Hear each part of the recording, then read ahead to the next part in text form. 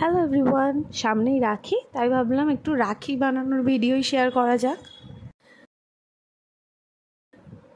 তো প্রথমে আমি একটা ক্লে দিয়ে রাখি বানাচ্ছি। এটা একদম বাচ্চাদের জন্য পারফেক্ট, কিউট একটা ছোট্ট রাখি।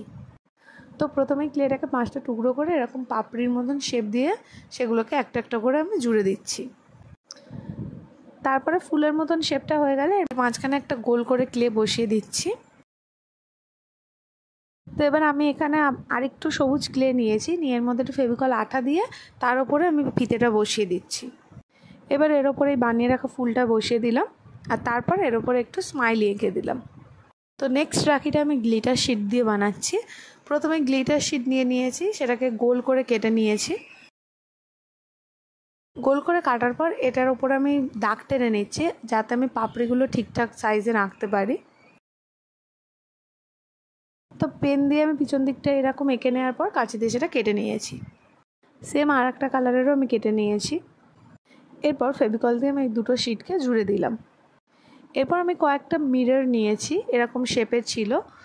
তো প্রত্যেকটা পাপড়ির মাঝখানে আমি একটা করে বসিয়ে দিচ্ছি, আর মাঝখানে একটা রাউন্ড মিরর দিয়ে দেব। তো এটাকেও আমি এই ফিতের ওপরেই বসাবো, তার জন্য এর ওপর একটু ফেভিকল আঠা দিয়ে দিচ্ছি, দিয়ে সিম্পলি এর ওপর বসিয়ে দিলাম। এরপর আমি ক্লে দিয়েই আবার একটা রাখি বানাচ্ছি। আসলে আমি খুব ইজি রাখিগুলো বানাতে চাইছি, যাতে তোমরা ঝটপট বানিয়ে নিতে পারো। কারণ কিনে রাখি পরানোর থেকে বানিয়ে যদি রাখি পরানো যায়, তাহলে আমার মনে হয় ব্যাপারটা আরও স্পেশাল হয়। যাই হোক, তো এখানে আমি সাদা ক্লেগুলোকে বলের মতন করে নিয়েছি। এবার একটা একটা করে পাপড়ির শেপ দিয়ে নিচ্ছি, আর এগুলো কিন্তু একটা পাপড়ির ওপর আর একটা পাপড়ি জুড়ছি, আর লাস্টে পুরোটা এরকম অ্যাটাচ করে দেব। তো এখানে আমি একটু হলুদ স্কেচ পেন ইউজ করে নিয়েছি মাঝখানটায়। এটা আমি আর ফিতে দিয়ে করিনি, এটা আমি উলের সুতো দিয়ে করেছি।